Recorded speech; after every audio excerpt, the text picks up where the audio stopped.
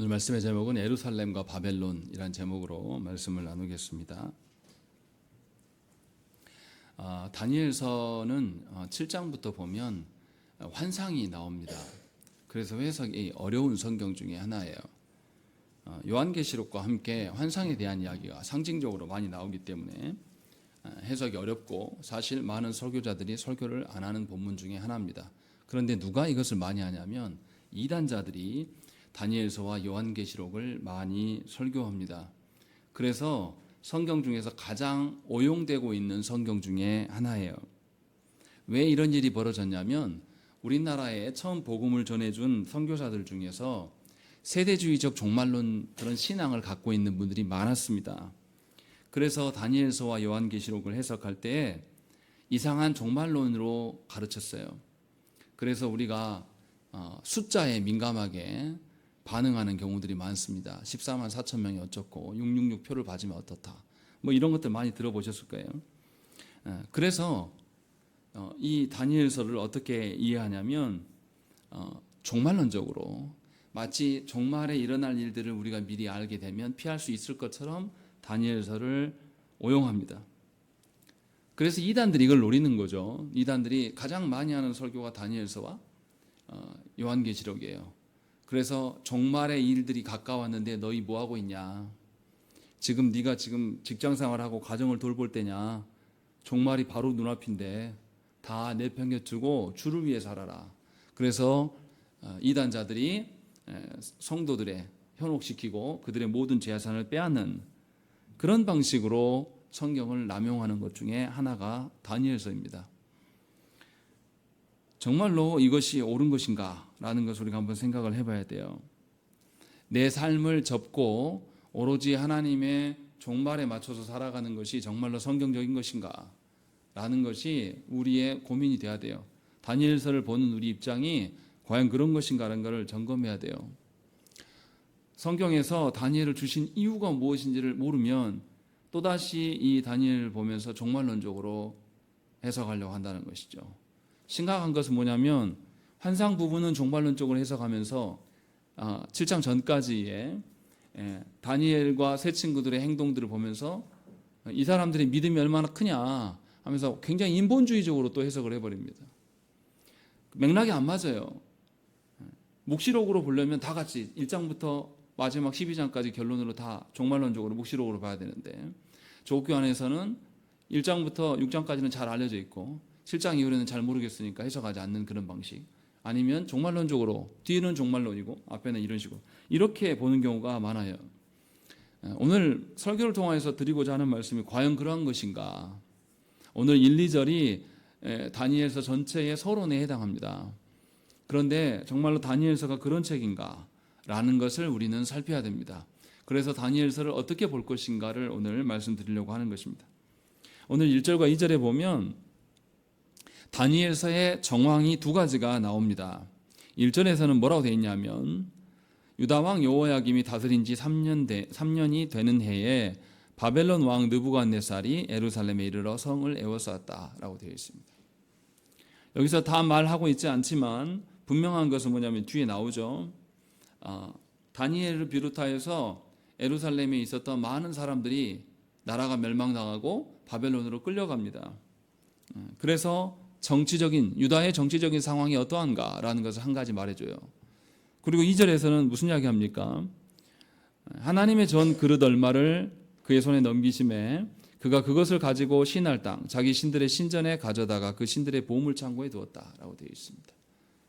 분명히 2절에서는 유다의 정치적인 멸망만이 아니라 종교적인 중심지인 성전이 파괴되었고 성전의 기물들이 빼앗겼다라고 하면서 종교적인 상황이 어떠한지를 우리에게 가르쳐 줍니다. 이스라엘은 어떤 국가입니까? 나라이긴 원래 나라였습니까? 아니면은 하나님이 그들의 왕이신 하나님 나라였습니까? 하나님 나라의 개념이 훨씬 커요. 그런데 지금 두 가지 다가 멸망당해 있는 상황입니다. 종교적인 것도 그렇고 정치적인 상황도 그렇다라는 것입니다. 그러면 다니엘 저자는 첫 부분에 이 두 가지를 밝히는 이유가 뭘까요? 이 부분 우리가 깊이 생각을 해봐야 돼요. 왜 이것을 이렇게 말하고 있는 것일까라는 거. 먼저 우리가 다니엘서를 이해하려면 그때 시대적인 정황을 조금 알 필요가 있습니다. 이것을 잘 이해하지 못하면 무슨 말인지를 잘 알 수가 없어요. 다니엘서의 그 왕이 여호야김 시대였다. 여호야김이 마지막 왕이에요. 유다의 마지막 왕입니다. 그런데 이스라엘이 원래는 한 나라였죠. 남과 북이 하나였는데 누구 이후로 나라가 갈려집니까? 솔로몬 왕 이후로 북이스라엘과 남유다로 갈려져요. 그런데 북이스라엘이 어떻게 합니까? 솔로몬 이후에 다윗 왕조를 배신합니다. 그래서 언약 백성으로서의 국가적인 정체성을 포기합니다. 그래서 하나님의 말씀을 순종하지 않아요. 떠나기 시작하고 하나님의 말씀을 떠나게 되니까 윤리적으로 도덕적으로도 타락한 일들이 그 왕국에 계속 벌어집니다. 그때 하나님 계속 경고하시죠. 회개의 것들을. 그러나 북이스라엘이 하나님의 말을 듣지 않아요. 그래서 북이스라엘이 누구에 의해서 멸망당합니까? 아수르에 의해서 멸망을 당합니다. 하지만 남유다는 어떻습니까? 다윗 왕국의 정통성을 이어받아 가지고 그나마 말씀을 순종하는 면모를 조금 갖추기는 해요. 그래서 북이스라엘보다 조금 더 나라가 유지가 되긴 합니다. 그렇지만 유다도 하나님의 앞에서 하나님의 말씀을 떠남으로 인하여서 징계를 받게 되고 결국은 유다도 망하게 됩니다. 그런데 아직 유다는 망하지 않은 상황을 지금 1절에서 말하고 있습니다. 그래서 어떻습니까? 북이스라엘이 이미 망했어요. 누구에게요? 아수르에게 망했단 말이죠. 망하고 나고 이제 유다는 어때요? 아수르에서 살아남으려고 하면 다른 자기 힘으로는 못 이기겠고 다른 힘센 나라가 필요해요. 그런데 그때 당시에 아수르가 이제 힘이 약해져 가고 있고 원래부터 강대국이었던 애굽이 떠오르기 시작하고 동쪽에서는 바벨론이 거대한 나라로 급부상하고 있는 상황입니다. 이때 유다가 어떻게 해야 되냐면 정치적으로 이제 아수르는 자기의 동족을 죽였기 때문에 아수르에게 같이 갈 수는 없어요. 아수르를 대적하려면 두 나라 중에 하나를 선택해야 됩니다. 그런데 남유다가 어떻습니까? 북이스라엘의 상황을 자꾸 보니까 힘의 논리로 힘센 대로 붙어야 되겠다는 생각이 든 거죠. 그래서 유다가 하나님이 아니라 군사적으로 세 보이는 애굽으로 들러붙습니다. 애굽에게 도움을 요청하는 그런 방식으로 서게 돼요. 그래서 나중에 어떻게 됩니까? 바벨론이 애굽까지 쳐들어옵니다. 그래서 애굽까지 쳐들어와서 애굽을 점령해 버려요. 바벨론이. 그리고 돌아가는 길에 유다가 어디로 붙었습니까? 애굽으로 붙어 있는 거예요. 그래서 분명하게 예루살렘을 포위한 그런 상황입니다. 왜 이렇게 된 겁니까? 남유다가 왜 바벨론에 의해서 포위당한 상황이 벌어진 겁니까? 남유다는 언약 백성으로서 그들을 지켜주는 것은 군사적인 힘이 아니에요. 우리가 사무엘서도 알지만 이스라엘 백성들이 하나님께 왕을 달라고 할 때 하나님 뭐라고 합니까? 너에게 왕이 필요치 않다라고 이야기를 해요. 왕을 갖게 되면 너희의 재산과 너희의 자녀들이 다 쟁집당하고 빼앗길 것이다. 그리고 너희 왕은 그런 왕이 아니라 하나님을 왕으로 아는 왕이 세워져야 된다라는 것들을 계속 가르쳐 줬어요. 그러면 유다는 북이스라엘이 멸망함으로 하나님이 정한 왕권을 떠나서 자기들만의 왕권을 세우는 것에 인하여서 멸망당한 걸 본 사람들이에요. 그러면 이 사람들은 군사적인 힘이 아니라 하나님이 왕 되심을 알고 하나님께 피했어야 될 자들이에요. 그런데 유다가 어떻게 합니까? 하나님을 의지하는 것이 아니라 믿음의 눈을 들어서 하나님께 우리를 도우십시오라고 한 것이 아니라 군사적으로 정치적인 눈으로 세상 나라들을 바라보니 국제 정세가 이러하니 애굽에게 붙는 게 옳겠다라고 생각한 것이고 그래서 결국은 자신들의 판단 미스로 인하여서 결국은 나라가 망하게 되는 그런 과정을 지금 말하고 있는 것입니다. 그래서 자신들의 생각과는 다른 현실이 벌어진 거예요. 그것이 지금 1절에서 말하고 있는 겁니다. 다 기록하고 있지는 않지만 이 유다가 하나님이 아닌 국제 정세에 모든 것을 걸었고 군사력에 의해서 모든 것을 판단하고 있다라는 것. 그리고 하나님께서는 믿음의 눈을 들어서 믿음으로 보라고 하셨는데 이들이 그것을 거절했다라는 것을 1절에서 우리에게 말씀하고 있는 겁니다. 하나님은 이러한 일들이 벌어질 것을 미리 아시고 선지자들을 통해서 유다에게 지속적으로 경고하셨습니다. 한두 번 한 것이 아니라 여러 선지자를 통하여서 나라가 멸망하게 될 것이고 너희는 포로로 끌려가게 될 것이다. 그러니 그들에게 항복하고 포로지에서 회개해라 라는 이야기를 하나님은 여러 선지자들을 통하여서 계속 말했습니다. 그때마다 유다의 왕들이 어떻게 합니까? 그렇게 말했던 선지자들을 잡아서 두드려 패고 옥에 가두고 그들의 입을 못 열게 막습니다. 계속 핍박하는 일을 벌이는 거죠. 에레미야 5장 1절 말씀에 너희는 예루살렘 거리로 빨리 다니며 그 넓은 거리에서 찾아보고 알라. 너희가 만일 정의를 행하며 진리를 구하는 자를 한 사람이라도 찾으면 내가 이 성읍을 용서하리라. 분명하게 하나님의 말씀대로 찾아가는 사람이 예루살렘 성에 한 명이라도 있다면 내가 너희들 멸하지 않을 것이다 라고 경고하시면서 말씀하셨어요. 하나님이 유다를 어느 날 갑작스럽게 멸망시킨 것이 아니라 계속해서 부르셨어요. 믿음의 눈을 떠서 믿음의 눈으로 정세를 봐야 된다라는 것을 알려주셨어요. 그런데 유다는 하나님의 말씀에 응하는 것이 아니라 자신들의 판단에 의하여서 모든 것을 이제 서게 되는 것이죠.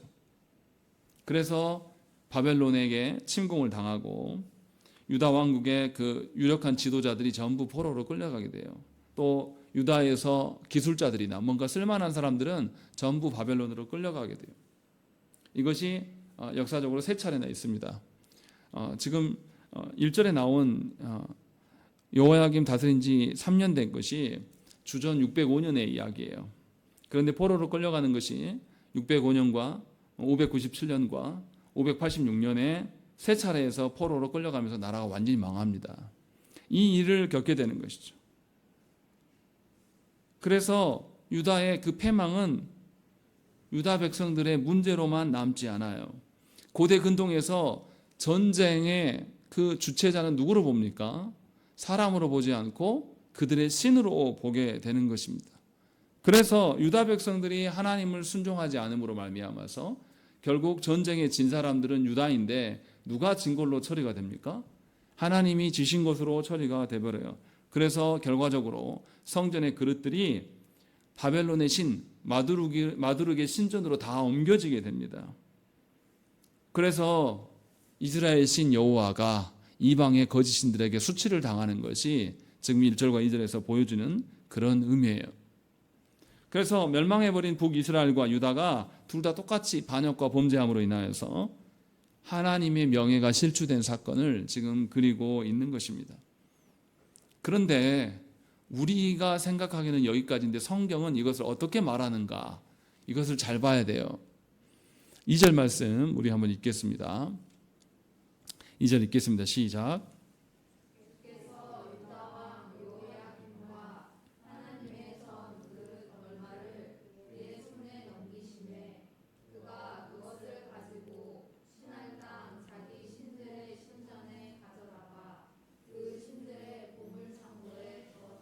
이 절에 뭐라고 합니까? 이스라엘의 왕과 성전의 그릇들을 누가 누구에게 넘겼다라고 말씀합니까? 주께서 느부갓네살에게 넘겼다 이렇게 말씀하고 있어요. 이상하지 않습니까?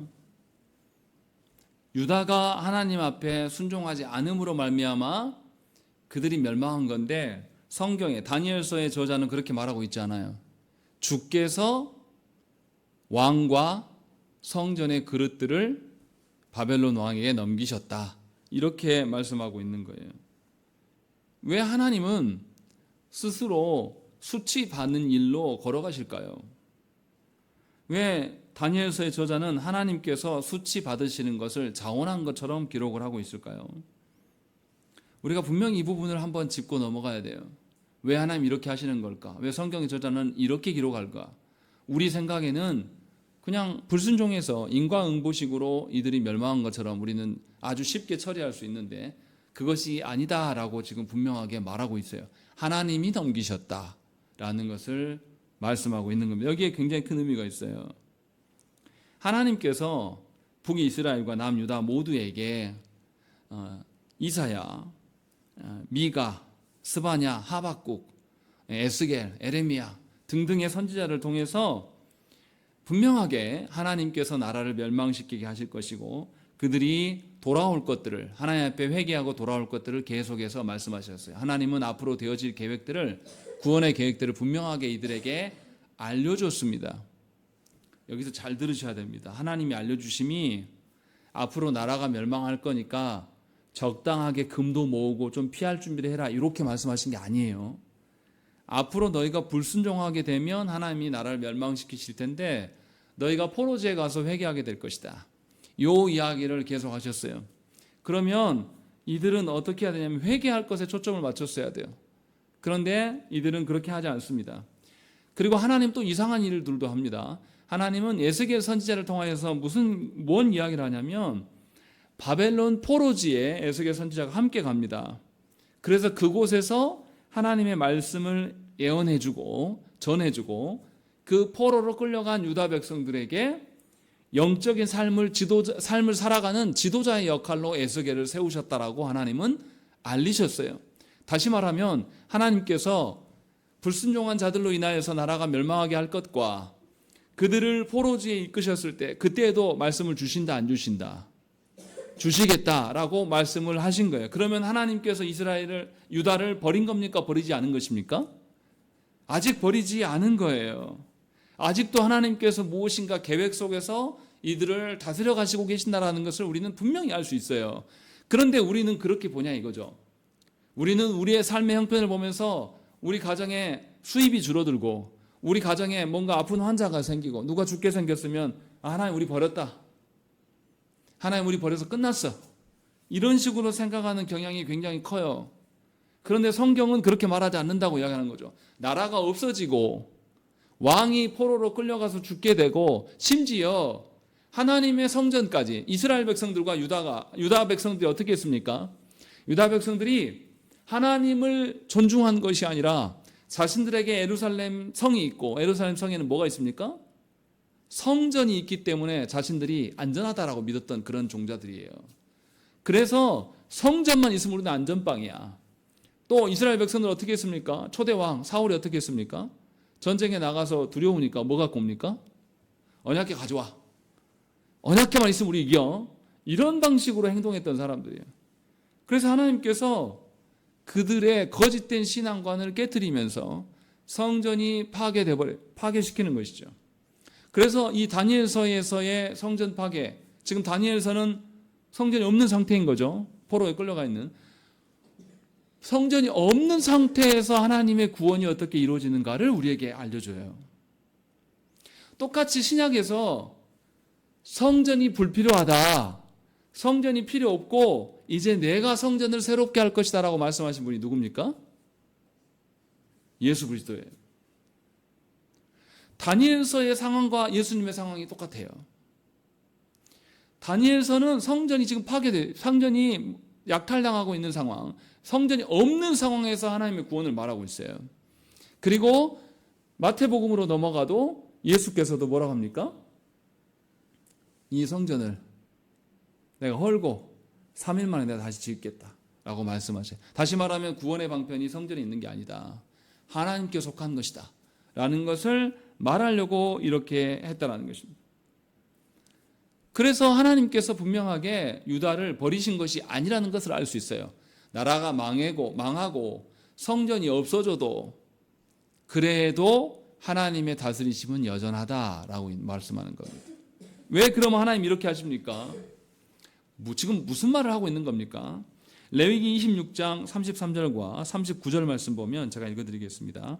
내가 너희를 여러 민족 중에 흩을 것이요 내가 칼을 빼어 너희를 따르게 하리니 너희의 땅이 황무하며 너희의 성읍이 황폐하리라. 이스라엘 백성들이 하나님의 주신 율법의 말씀을 저버리고 살아갈 때 하나님은 그들을 멸망케 하실 것이다 라고 분명하게 말씀하셔요. 그리고 39절에 너희 남은 자가 너희의 원수들의 땅에서 자기의 죄로 말미암아 쇠잔하며 그 조상의 죄로 말미암아 그 조상같이 쇠잔하리라. 분명하게 레위기에서 뭐라고 하냐면 너희 남은 자가 너희 원수들의 땅에서 쇠잔해 갈 것이다. 이것이 하나님의 다스림이 될 것이다 라는 거예요. 이 말씀의 앞전에 우리가 다 말을 안 하지 않았지만 하나님께 말씀대로, 하나님 주신 말씀대로 살아가면 너희가 가나안 땅에서 강성하게 살아갈 것이고 말씀을 지키지 않으면 내가 너희를 저주함으로 말미암아서 포로지의 땅에서 너희가 쇠잔하게 될 것인데 이것이 나의 다스리는 방식이다라고 말씀하고 있는 거예요. 그러니까 하나님께서 언약을 주시고 언약 앞에 순종하는 것에 대한 복을 말씀해 주시고 동시에 불순종한 것에 대한 저주를 말씀하시는 거예요. 그러면 하나님이 다스리신다라는 것은 언약의 복만 말하는 겁니까? 언약의 저주도 집행하시는 것, 이것이 하나님의 다스림이에요. 우리는 어리석어서 하나님이 복 주실 때만 하나님이 우리를 다스린다고 생각한다는 거죠. 그런데 성경은 그렇게 말하는 게 아니라 신명기의 말씀에서도 보면 언약의 복과 저주가 나와요. 뭐가 훨씬 많이 나옵니까? 저주가 압도적으로 많이 나와요. 분량이 훨씬 많습니다. 그러면 하나님이 다스리신다라는 그 말의 의미에는 저주로 다스리신다는 말이 포함됐다는 소리예요? 안 됐다는 소리예요? 되어 있다는 소리예요. 이미 하나님께서는 하나님의 말씀대에 불복한 자들에게 언약적 저주로 다스리겠다는 거예요. 그럼 하나님이 아직도 그들을 언약 백성으로 인정한다는 소리입니까? 인정하지 않는다는 소리입니까? 아직도 인정을 하고 계시기 때문에 언약으로 다스리고 계신다는 그 말이에요. 그러니까 우리가 다니엘서 1장 1절과 2절을 보면서 나라도 망했네, 성전의 기물도 빼앗겨버렸네, 끝났구만, 이럴 게 아니라는 거죠. 여전히 하나님께서는 언약의 복과 저주를 설명하시고 너희가 하나님 앞에 불순종할 때는 하나님께서 나라를 없애시고 너희를 공격했던 이방 민족의 땅에 가서 너희가 살게 될 것이라를 레위기 때부터 시내산에서 언약을 주실 때부터 이미 말씀하신 거예요. 그렇게 너희를 다스릴 거다. 그러면 하나님의 다스림이 여전한 거예요. 우리 눈에 볼 때는 정치적으로 종교적으로도 패망해서 끝난 것처럼 보인단 말이에요. 그런데 그렇지 않고 있다라고 말씀하고 있는 겁니다. 물론 우리가 이제 유다 백성이었다고 생각을 해보십시다. 우리가 지금 느끼지 않고 있는데요. 우리나라가 우크라이나처럼 전쟁이 일어난다고 한번 생각을 해보세요. 그럼 여러분들 마음이 어떻겠습니까? 끝났다라고 생각하실 겁니다. 대부분 다. 또 조국교회가 타락해요. 근데 타락의 정도가 지금 형태라도 유지하고 있어요. 지금도 엄청 타락해 있지만. 근데 그것조차 없이 이제 목사가 찾아보기 힘든 시대가 와버렸어요. 그럼 여러분들 뭐라 할 겁니까? 예수 믿어봤자 다 필요 없네. 분명히 이렇게 이야기할 겁니다. 이게 유다 이야기라서 쉽게 생각할 수 있는데 우리가 만약에 유다라고 생각을 해보십시다. 얼마나 충격받았겠어요. 유다 백성들이. 북이스라엘도 멸망당하면서 우리는 멸망당하지 않았어. 하나님이 여전히 예루살렘이 우리에게 있기 때문에 하나님께서 우리를 지키시구나라는 그런 믿음이 있었겠습니까? 없었겠습니까? 더 확고했을 거예요. 아직 나라도 있고 아직 성전도 여전해. 그러니까 우리는 살 거야. 더군다나 히스기야의 왕시대 때 이민족들이 들어왔을 때 하나님 어떻게 하십니까? 하나님 알아서 다 정리하셔버려요. 군사 싸우지도 않았는데 그런 걸 보면서 예루살렘이 있으니 든든하다 이 생각 분명히 했을 거란 말이에요. 그런데 너무나 충격적이게도 하나님이 나라를 없애시고 심지어 성전의 기물도 약탈당하게 만드신단 말이에요. 얼마나 충격이었습니까? 얼마나 충격이었겠어요. 그런데 믿음의 눈으로 말씀의 기준으로 다시 돌아가 보니 하나님이 지금 다스리시는 겁니까? 안 다스리시는 겁니까? 여전히 다스리고 계신단 말이에요. 여기서 우리가 알아야 될 게 있어요. 하나님이 무엇을 다스리시고 누구를 쓰신다라고 했을 때 우리는 하나님이 우리만 쓸 걸로 생각을 해요. 우린 그렇잖아요. 그래서 누구를 좋아합니까? 조국교회 안에서 스타 목사를 좋아하잖아요. 성도들 많이 모이고 힘 파워 있는데 그런 사람만 하나님이 쓰실 거라고 생각을 하는데 하나님 언약 백성을 다스리시기 위해서 나라를 멸망케 하시는 하나님이 누구를 씁니까? 언약 백성들의 나라를 멸망케 하시는 것이 언약에서 약속하신 것인데 그 언약을 이루기 위해서 누구를 쓰셔요? 이방인들을 들어 쓴단 말이에요. 그러면 이방이 하나님의 종입니까? 우리가 생각하는 것처럼 조국교회 안에 대형교회 목사들이 저들이 정말로 주의 종이다 라고 말한 것처럼 이방 아수르가 주의 종입니까? 바벨론이 주의 종이에요? 이 사람들은 구원과 상관없는 그런 종자들이에요. 근데 왜 우리는 그렇게 생각하냐고요? 지금 다니엘서에서 우리에게 그 말을 해주고 있는 거지 않습니까? 하나님의 사람만 하나님 쓰는 게 아니다. 하나님은 이방인들을 들어서도 심판의 도구로 사용하시고 심지어 필요하시면 죽은 돌들을 들어서도 사용하실 수 있는 하나님이시다 라는 것을 분명하게 우리에게 알려주고 있어요. 그래서 어떻습니까? 하나님께서 이스라엘 백성들에게 저주하라고 그렇게 하니까 하나님 어떻게 하시죠? 말 못하는 나귀의 입을 여시고 그 거짓 선지자에게, 그 거짓 예언자에게 못하게 막으시잖아요. 그리고 그 사람은 하나님의 그 군대 장수를 보지 못했는데 나귀는 보고 주저앉잖아요. 피하잖아요. 하나님 이렇게 사용하신단 말이에요. 그러니까 우리 생각을 바꿔야 된다는 거예요. 우린 정말로 엉터리같이 사는 거예요. 하나님이 다스리심을 늘 승리하는 하나님, 물론 승리하셔요. 그런데 승리의 과정을 그냥 승리만 주구장창 보여주시는 하나님이 아니라 우리를 바꾸시기 위해서 우리를 나라를 잃게도 만드실 수 있는 하나님이시고, 우리 교회가 완전히 무너져서 땅바닥에 뒹구르게 하면서도 하나님 우리를 다스리시는데, 그 다스리는 과정 속에서 믿지 않는 자들도 들어서 사용할 수 있다는 거예요. 그러니까 우리가 알아들어야 돼요. 국제적인 정세가 이렇고 우리의 경제적인 상황이 이러고 우리의 종교적인 상황이 이러니까 끝났다라고 할 것이 아니라는 것이죠. 그런 상황을 파악하는 것이 얼마나 어리석은 것인가 라는 것을 잘 생각을 해봐야 돼요. 이스라엘 백성들이 지금 이때만이 아니라 성전에 있어야 될 언약궤를 빼앗긴 적이 있습니다. 언제 그럽니까? 이스라엘이 블레셋과 전쟁을 벌일 때에 언약궤를 빼앗겨 버려요. 그때의 언약궤가 어떻게 됩니까? 블레셋의 다곤 신상의 앞에 언약궤가 놓여져요. 그런데 그 다음날 가보니 어떻게 됩니까? 다곤 신상이 넘어져 있습니다. 그래서 블레셋 사람 다시 세워놔요. 그 다음날 가보니까 어떻게 돼 있습니까? 다곤 신상이 넘어져 가지고 머리가 깨져 있고 손발이 잘라져 있단 말이에요. 너무 이제 두려운 거예요.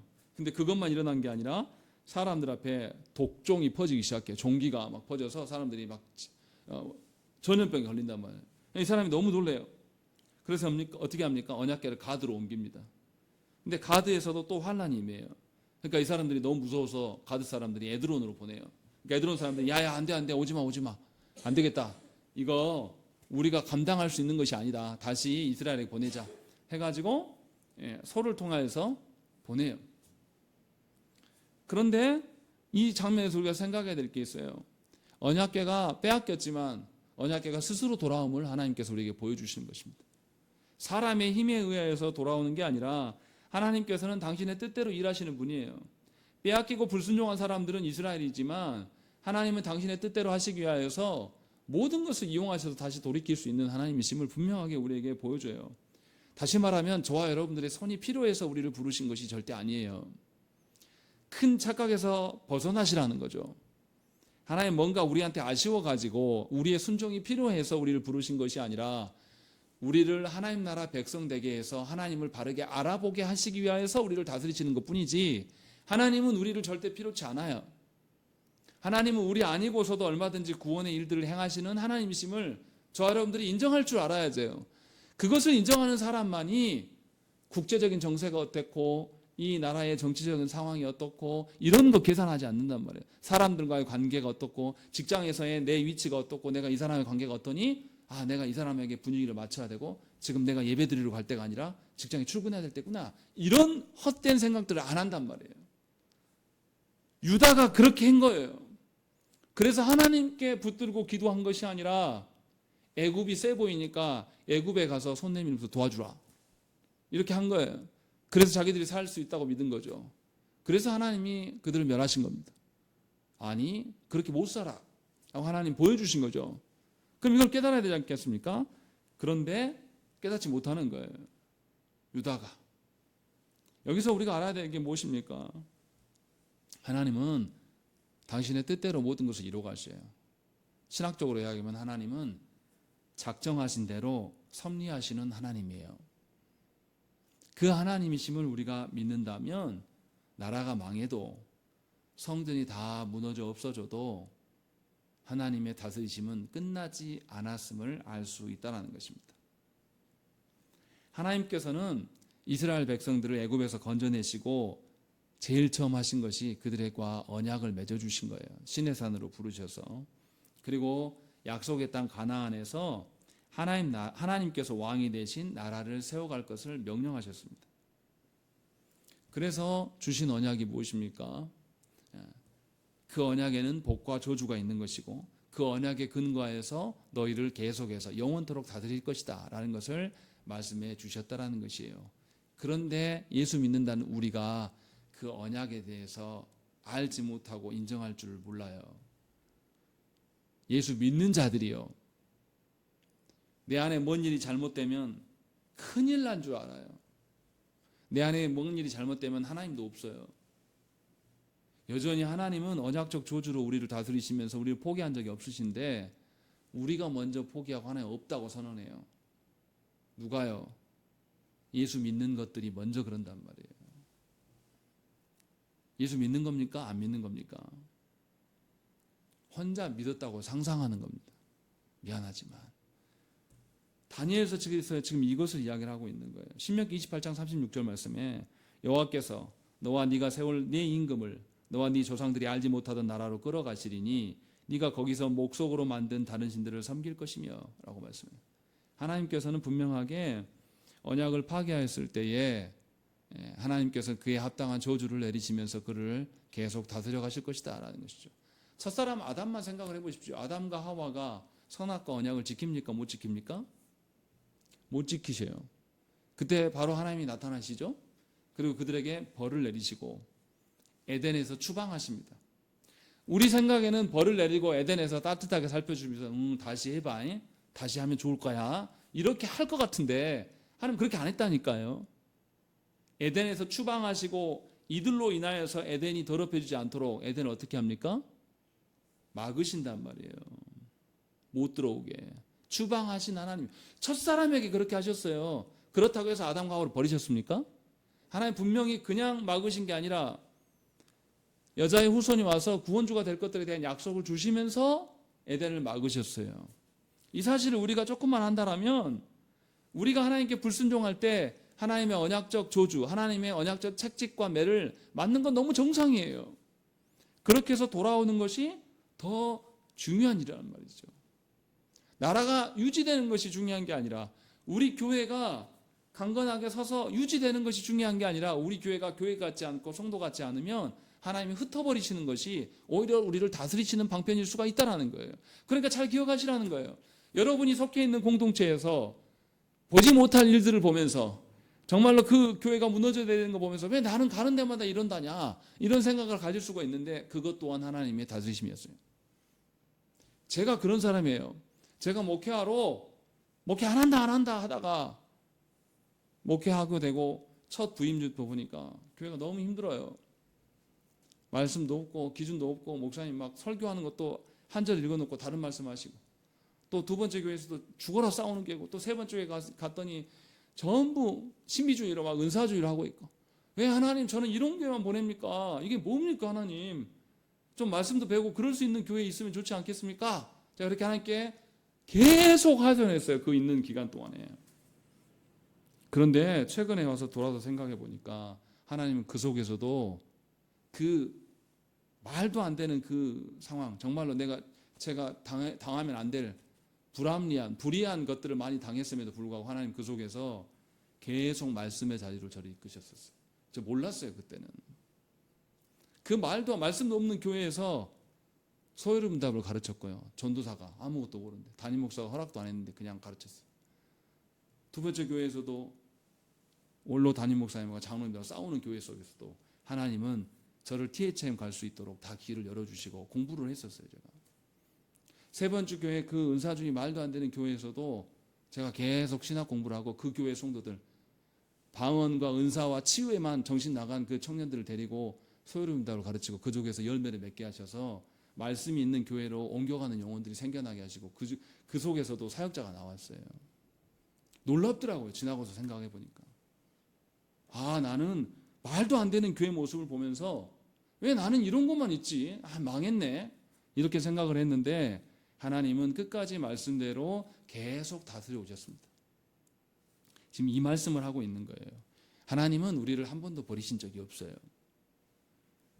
하나님께서는 타락하고 돌이키지 않는 유다 백성들을 포로로 끌려가게 하셨지만 여전히 언약에 근거하여서 유다 백성들이 회개할 것으로 있는 기회를 여시기 위해서 그곳으로 인도하신 거예요.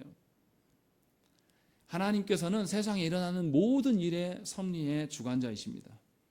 그런데 문제는 우리가 그 하나님을 알아보지 못하기 때문에 문제인 거예요. 그런 하나님이라고 성경은 분명하게 우리에게 가르치지만 우리는 그 말씀을 마음에 새기지 않습니다.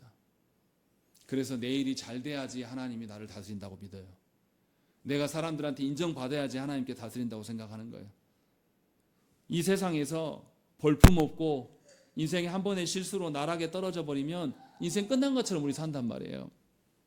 근데 하나님은 그런 우리들을 기억하시고 다스린단 말이에요. 세상 사람들이 보기에 우리에는 문제가 많고 하자가 있는 사람이에요. 도무지 내 인생은 왜 이럴까? 어디 내놓을 만한 사람이 아니에요. 세상의 눈으로 보면 그래요. 그런데 하나님의 다스림의 눈으로 보면 하나님은 우리를 결코 버리지 아니하시고 우리를 변화시키기 위하여서 그 속에서 계속 끊임없이 말씀을 주시면서 말씀의 자리로 나오라고 계속 다스리셨고 우리의 삶의 지경을 어렵게 만드심으로 말미암아서 우리 자신을 돌아볼 수밖에 없게끔 하나님만을 붙들 수밖에 없게끔 그렇게 계속 이끄신 거예요. 그래서 우리가 여기서 중요한 것을 알아야 돼요. 분명히 나라는 망했지만 하나님은 다스리고 계셔요. 분명히 나라는 망했지만 유다 백성들은 여전히 하나님의 언약 백성입니다. 이것을 성경이 우리에게 증언하고 있는 거예요. 그리고 다니엘서 저자는 한 가지를 더 말합니다. 숨어져 있지만 2절에 뭐라고 되어 있냐면 그것을 가지고 시날 땅 자기 신들의 신전에 가져갔다라고 되어 있습니다. 느부갓네살이 그것을 가지고 자기 신들의 신전에 가져갔다 이러면 쉬운데 왜 시날 땅이라는 말을 붙였을까요? 시날 땅이라는 말을 일부러 붙였어요. 뭘 강조하려고 쓴 거예요. 창세기 10장에 보면 이런 말이 나옵니다. 10장 8절부터 12절 말씀 제가 읽어드릴게요. 구스가 또 니므롯을 낳았으니 그는 세상의 첫 용사라. 그가 여호와 앞에서 용감한 사냥꾼이 되었으므로 속담에 이르기를 아문은 여호와 앞에 니므롯같이 용감한 사냥꾼이로다 하더라. 그의 나라는 시날 땅의 바벨과 에렉과 악갓과 갈레에서 시작되었으며 라고 되어 있어요. 분명히 여기에 뭐냐면 시날 땅 바벨이라고 나와요. 그러니까 고대에 큰 용사가 있는데 유명한 사냥꾼인데 니므롯이라는 사람이 있는데 그 사람이 시날 땅을 비롯하여서 계속 읽어드리면 그가 그 땅에서 아수르로 나아가 니느웨와 르호보딜과 갈라와 및 니느웨와 갈라 사이에 레센을 건설하였으니 이는 큰 성읍이라. 도시들을 만들었는데 바벨론 시날 땅에 있는 바벨도 만들고 니느웨가 있는 아수르도 만들었다라고 이야기를 하고 있어요. 그런데 이 사람이 그 다음에 11장 가면 뭐가 되냐면 우리가 아는 뭔 사건이 있습니까? 바벨탑 사건이 있어요. 바벨탑이 어디에서 만들어지냐면 시날 땅에서 만들어진 거예요. 다시 말하면 하나님께서는 고대 시대부터 나라를 만들어서 사람이 힘을 결집하는 것을 허락한 적이 없어요. 근데 하나님의 언약 백성이 아닌 하나님 버린 백성들은 모여서 힘을 결집하고 도시를 만들고 힘을 결집하는 일에 힘쓰며 그 일에 주력했어요. 그것이 전부인 것처럼. 그래서 분명히 하는 것처럼 시날 땅에 바벨탑을 만드는 사건이 나타나요. 하나님께서 그 바벨탑 어떻게 하십니까? 시날 땅에 바벨탑을 이 사람들이 싸우면서 뭐라고 합니까? 우리가 이 탑을 높이 만들어서 우리가 뭐 하자고요? 흩어짐을 면하자라는 거예요. 힘으로 우리가 한번 해보자 라고 했을 때 하나님 어떻게 하십니까? 전부 흩어버리셔요. 바벨탑도 무너뜨리시고 하나님 다 흩으셔버려요. 이미 시날 땅에서 하나님께서 승리자인 것임을 이미 역사 속에서 보여주셔요. 그것이 창세기 11장의 사건입니다. 그러니까 지금 여기서 보여주는 것은 뭡니까? 시날 땅에서 누가 왕이에요? 하나님이 왕이신 거예요. 이미 하나님께서 거기서 주권자이세요. 그런데 그 땅으로 가져갔어요. 그 땅으로 그들이 하나님의 전 그릇을 가져옮겼다라고 말하네. 그럼 결론이 어떻게 된다는 거예요? 보나마나 그들은 패망한다라는 거예요. 그러니까 고대의 용사고 고대의 사냥꾼이라고 불리었던 그 니므롯이 바벨론뿐만 아니라 우리가 아는 아수르라는 도시도 만들고 모든 하나님을 대적하는 무리들로 만들었지만 하나님이 이미 아수르는 이 당시에 지금 다니엘서에 기록될 당시에 이 상황 속에서 아수르는 나라가 이미 망했어요. 없어요. 그리고 이제 신할 땅으로 옮겨오면 이제 여기도 끝날 판이. 이것을 지금 다니엘서는 의도적으로 기록을 하고 있습니다. 누가 주권자임을 말하고 싶은 거죠? 하나님이 주권자이심을 말씀하고 싶은 겁니다. 그래서 지금 우리에게 이야기를 하고 있는 거예요. 하나님은 성전에 있는 곳만이 주권자가 아니라 나라가 없어지고 이방의 군왕들이 설쳐되는 그곳에서도 하나님께서 주권자이시다라는 것을 다니엘서는 우리에게 처음 시작부터 언급하고 있습니다. 그런 장치를 끼워 넣어서 말하고 있는 겁니다. 그러니까 얼마나 놀랍습니까? 우리에게 뭘 알려주는 거죠? 하나님은 주권자시다. 네가 잘 됐을 때만이 주권자가 아니라 네가 형편없이 나락에 떨어져도 하나님은 주권자이시고 그 주권자가 너의 아버지시다 라는 것을 우리에게 알려주고 있는 겁니다. 그러니 우리는 망해도 망한 게 아니에요. 우리 교회가 말씀대로 하다가 망하면 좋은 겁니다. 말씀대로 하다가 교회가 유지가 안 되고 다 뿔뿔이 흩어졌어도 이것은 하나님 앞에 떳떳한 거예요. 그런데 사람들을 모으려고 말씀의 것들을 약간 포기하고 주저하고 던져버리면서 사람들을 모아요. 그게 하나님 다스림 가운데 있는 겁니까? 아니라고 지금 말씀하고 있는 거예요. 지금 제가 무슨 말씀을 하려고 하는 거냐면 모든 권세는 하나님께 있다라는 이 말을 드리고 싶은 거예요. 사도 바울도 뭐라고 합니까? 로마서 13장 1절 말씀에 각 사람은 위에 있는 권세들에게 복종하라. 권세는 하나님으로부터 나지 않음이 없나니 모든 권세는 다 하나님께서 정하신 것이다 라는 것이죠. 하나님이 주권자시라는 거예요. 네가 보기에 그 권세 잡은 자만 보일지 몰라도 하나님이 모든 것을 통치하신다. 그러니 네 상황이 좋지 않고 망해져 가고 그런 상황 속에 있다 할지라도 누구를 보라는 거예요? 하나님을 보라는 거죠. 다시 말하면 역사의 주권자 앞에서 우리가 어떻게 살 것을 묻고 있는 겁니다. 다니엘서의 첫 시작은 두 도시를 말하고 있습니다. 예루살렘과 바벨을 말하고 있어요. 인류 중에 모든 인류는 이 두 도시 중에 한 도시를 삽니다. 하나님의 믿음으로 사는 사람은 하나님의 구원의 성 시온성 예루살렘에서 살아갈 거예요. 누구를 왕으로 모시고요? 하나님을 왕으로 모시고 하나님의 다스림 가운데에서 예루살렘 거민으로 살아갈 겁니다. 그런데 세상의 정세를 읽고 세상의 권세를 보면서 세상의 논리로 살아가는 사람은 절대 예루살렘에 살지 못해요. 바벨론에 살아요. 바벨론에 살면서 힘의 논리로 경제 논리로 모든 것을 풀려고 하니 그러니 하나님이 안 보여요. 이 사람은 늘 승리자의 관점으로 살아가기 때문에 자기 자신도 승리자의 시선으로 자기를 봐요. 그러니 자기가 한없이 초라하죠. 아무것도 아닌 거예요. 세상의 눈으로 보니까. 그러니까 주 앞에 나와서도 예루살렘에 살지 않기 때문에 주 앞에 나와서도 계속 뭐 하는 겁니까? 계속 눈물을 뿌리는 거예요. 하나님 내 인생 보세요. 얼마나 초라합니까? 하나님 내 인생 보세요. 젊었을 때 내가 그거 사고 친 것 때문에 평생 이럽니다. 하나님은 그렇게 우리를 다스린 게 아니에요. 세상의 관점으로 세상의 시민권으로 우리를 다스리신 것이 아닌데 우리는 이 엉뚱한 생각으로 몸뚱이는 분명히 예루살렘에 있다고 우리 말하고 싶을 겁니다. 그런데 실상 우리는 어디 삽니까? 바벨론에 살고 있을지도 몰라요. 왜냐하면 하나님을 안 믿기 때문에 하나님의 다스림이 안 보이기 때문에. 예수님 뭐라고 하십니까? 마태복음 13장 14절 말씀에 좁은 문으로 들어가라. 멸망으로 인도하는 문은 크고 그 길이 넓어 그리로 들어가는 자가 많고 생명으로 인도하는 문은 좁고 길이 협착하여 찾는 자가 적음이라 이렇게 말씀하세요. 세상의 길로 따라가는 것은 세상에 많은 사람들로 걸어가는 것을 우리가 뭐라고 합니까? 대세라고 그래요. 우리는 대세 따르는데 굉장히 익숙한 사람들입니다. 대세가 그러면 그것이 하나님의 다스림에 부합한지 부합하지 않은지 별로 따지지 않아요. 그냥 그렇게 걸어갑니다. 성경에서 정말 그러한가라고 살피는 것이 아니라 대세를 따라서 움직이고 있는 거예요. 그런데 분명하게 하나님은 우리에게 묻고 있는 거예요. 다니엘서의 내용이 뭡니까? 정치적으로도 망했고 종교적으로도 망한 상황 속에서 다니엘이 어떻게 사는가 이것을 우리에게 보여주는 거예요. 이것을 우리에게 적용하면 뭡니까? 세상 사람들이 예수 믿는 우리 인정합니까? 인정 안 해요. 세상의 가치로 봤을 때 우리가 그렇게 삐까뻔쩍하고 멋있습니까? 전혀 그렇지 않아요. 오히려 교회 다니는 게 수치스러운 시대를 살고 있어요. 우리는 그 속에서 너는 어떻게 살고 있냐 물으시는 것이 다니엘서의 주제예요. 종말을 보여주면서 종말이 이럴 거니까 대비하면 피할 수 있다 요 말을 하는 게 아니란 말이에요.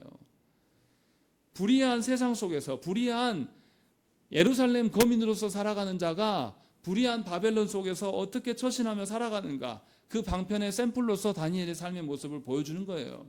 이것이 지금 말하는 다니엘서의 주제인 것이지 종말론의 퍼즐을 맞추면서 종말의 때가 무슨 현상이 일어나고 뭐가 일어나니까 그때 오면 669표를 받으라 받지 말아라 요 말을 하는 게 아니에요. 이것은 세상의 종교들이 말하는 겁니다. 미래의 일을 때려 맞춰가지고 먼저 피하는 방식. 그런데 하나님 우리에게 그걸 묻지 않아요. 정치적으로도 종교적으로도 모든 것이 몰락했을 때 너는 과연 누구를 따르냐 라고 묻고 있는 겁니다. 너는 그때도 하나님을 네 주인으로 모시느냐 라는 것을 묻고 있고 이것을 보여주겠다 라는 것을 기록하고 있는 것이 다니엘서예요. 그러니 우리는 다니엘서를 읽으면서 세상 속에서 어떻게 그리스도인으로 살 것인가를 고민하면서 세상 속에서 그 포로지에서 어떻게 다니엘이 살아가고 있는가를 살핌으로 하나님의 주권자 되심을 어떻게 드러나고 반영할 것인가 요 문제를 힘쓰는 것이 다니엘서의 주제예요. 제발 종말론적으로 이걸 보지 말라라는 거예요. 그것이 성경에서 말하는 것이 아니라는 것입니다. 그러니 저와 여러분들이 분명하게 그리스도인들을 적대시하고 그리스도인들을 무시하고 위협하는 그런 국가와 사회 속에서 우리가 어떻게 살 것인가. 이건 우리의 현실의 문제입니다. 이미 교회를 세상이 존중합니까? 그간의 교회가 얼마나 수치스러운 모습을 많이 보였습니까? 교회의 헌금으로 돈 세탁하고 교회 헌금을 목사들이 횡령하고 또 목사들이 교회의 여성도들을 건드리고 또 코로나 시대는 얼마나 부끄러운 일을 하면서 정치권과 싸우면서 국민들한테 욕을 먹었습니다. 이미 우리는 그런 시대에 와버렸어요. 교회가 거의 망해가고 있습니다. 그런 상황에서 다니엘서를 주시면서 너는 어떻게 살래? 라고 묻고 있는 겁니다. 살만하고 믿을만해서 믿는 것이 믿음이 아니에요. 그리 아니하실지라도 하나님의 하나님 되심을 인정하며 사시라는 겁니다. 그것을 우리는 다니엘서의 그 12장을 읽어가면서 보게 될 것입니다. 우리 함께 기도하겠습니다.